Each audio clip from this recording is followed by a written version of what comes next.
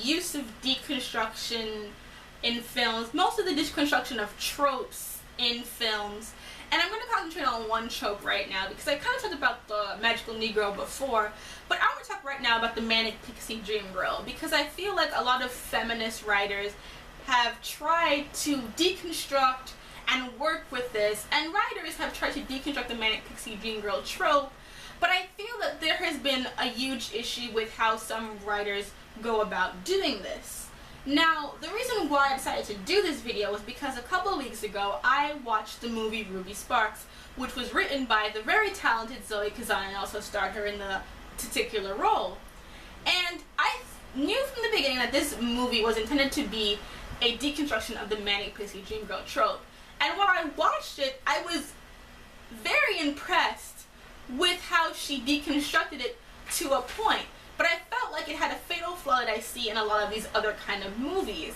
And while this video will not be a review of that movie, I will link to a review made by a fellow YouTuber and friend of mine, Renee, who I think does a great job of reviewing this movie. I basically agree with everything she says. So if you want to know my opinion is hers on this film specifically. But I think the problem is that we have movies that are meant to deconstruct this trope, like Ruby Sparks and To a Degree 500 Days of Summer, and they want to talk about what's wrong with it, why it's problematic, blah, blah, blah. And that's great. Except they all do this one problem that I think is the biggest issue. They tell the storyline from the perspective of the guy. And this, to me, is a huge no-no. Because, basically, they are removing the voice of the character that's already being silenced by being a trope and not a person. First, for a disclaimer, I like 500 Days of Summer. I like the movie Ruby Sparks for what it is, even though I think it has flaws towards the end. So I'm not bashing these movies. I'm simply saying that I think the way that they go about doing their deconstruction is flawed. Because when you are doing this story through the perspective of the protagonist, which in Ruby Sparks is a writer named Calvin, and in 500 Days of Summer is an architect named Tom, you are finding the story, you're telling it through their emotions, their journey, their reactions. They are the leads. And while we are meant to see them as flawed and to recognize what they're doing in their relationships with their prospective women, Ruby and Summer, the issue is that you are still not developing this woman. For the most part, Ruby and Summer are still manic pixie dream girls. They never stop being manic pixie dream girls. We're just recognizing that it's not a good thing that they are manic pixie dream girls. To deconstruct this trope properly, you have to actually let these women speak for themselves. Give them what the trope does not have. Give them backstory. Give them friends. Give them real relationships that they actually have to go out and see. Not just have them come in, be quirky, have conflict, and then bring it back, so on and so forth. It also makes it so that the women are never actually the focus of the film. And this is important because with Calvin specifically, the leader from Ruby Sparks, his actions and what he ends up doing to Ruby in one of the iconic scenes of the movie where he basically, alright, I guess it would make sense to give a little plot synopsis right here. Basically, he is a writer who peaked when he was too young. He types on a keyboard. He's super hipster pretentious, basically. And one day he has a dream about a woman who comes up, makes a picture of his dog, and he falls in love with this person. And he starts writing about her, her life, and her character. And he starts falling in love with her. And one day, she appears, and he realizes that he can make her do whatever he wants with his keyboard because he made her up.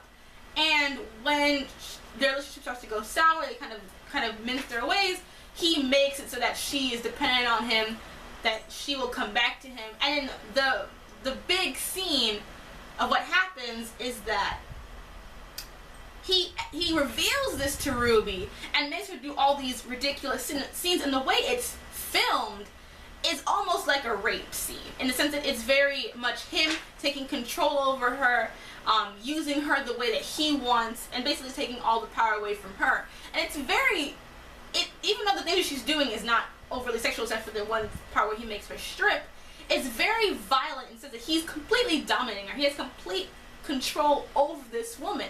And this is horrible. It's completely horrible. But we're supposed to feel bad for him Because in the end, we have to justify the fact that he ends up with another woman. Which is kind of like, you know, even though Ruby didn't exist, a new girl comes who looks just like Ruby, and it's his second chance. We're supposed to believe that he deserves a second chance because he's learned something from his treatment of Ruby. But that's the problem, because he did that, and that was horrible, and he should be punished for that. I don't mean that in a violent way, but I don't think that he should just be rewarded because, oh my god, I realize that this is horrible. I basically raped this woman mentally, and now I need a new girlfriend because I can start over. And when she is being clingy towards him, those scenes are filmed to the point where you almost pity Calvin because she ends up so pathetically dependent on him. You feel bad for him, and I don't feel bad for him, but the narrative wants you to feel bad for him. The narrative wants you to sympathize with him, even though he is largely very unlikable. But that's the big problem with this kind of movie. They want to make the guy not feel like, because they want to be like, well, any guy would do that if it's a girlfriend. So if any guy could do that, they don't want to alienate an entire male audience. But in doing so, they also don't challenge the status quo. Because if you can do all of that, if you can basically rape a woman in that kind of way, and then get a new girlfriend because you realize that rape is bad, that's not really putting men on a very high level, at least not in my standard. I think that men know that rape is wrong, and you shouldn't reward them for basically realizing that after they rape someone.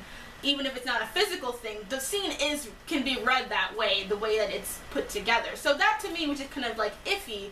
And the other thing is that in 500 Days of Summer, Tom is really the one most people feel bad for. If you talk to most people about this movie, they will say that they think Summer is a bitch. Almost everyone I've ever met or saw this movie with dislikes Summer. They think that she's horrible, and she led Joseph Gordon-Levitt on because, you know, he's a good-looking guy. He's got his sweater vest, his doe-eyed look. He basically is like a little Bambi kid, and, you know, there is this kind of all this emotional baggage that he puts onto Summer, but doesn't take any of hers. And I think that there's this idea because he's so in love with her that she should just love him back. And the audience feels this because we're following Tom. Tom is the perspective in which we see this whole thing, and although we can see Summer isn't cool with it, we're also seeing how he views the relationship. And in his eyes, you know, that's his true love, and he doesn't want to lose that. And that's really the issue that I find, is that when you have that initial thing where you want to deconstruct this trope, but you're also going to show it to the perspective of the person who is basically the dominant person, you're not deconstructing anything. You're playing it straight, just with a sad ending. Instead of him getting the girl, he doesn't get the girl, but then at the end he gets a new girl and he can try again with the newer model. And that to me is not a good deconstruction. You cannot do a deconstruction in this kind of way and have that same kind of rom-com ending, because then it's a waste, because basically he still used Summer like a man Pixie Dream Girl. Calvin still uses Ruby like a man Pixie Dream Girl. He just is at a point now he doesn't need her anymore, so he can get a new girl that he can be normal with. And that, to me, doesn't really work. I don't think that's really the most productive way to do these kind of storylines. I think that to deconstruct a trope, especially a trope that involves a marginalized body, you have to give that person the voice, because that's the person who's being put upon by this whole situation. And so I think that while Ruby Sparks and John Green and 500 Days of Summer have good intentions, when they still play those tropes straight to tell a point, you're still showing the trope, and you're still not developing it enough to give them the true voice when you're trying to prove something to the guy character, because they're the ones who are benefiting from this entire thing. And so I think that's kind of the issue that I find with the way that these two movies are structured. Overall, though, I will say that these are good films because they do challenge things and they are fun to watch. I think Ruby Sparks was very well written. Just that the ending, at least to me, was a cop-out.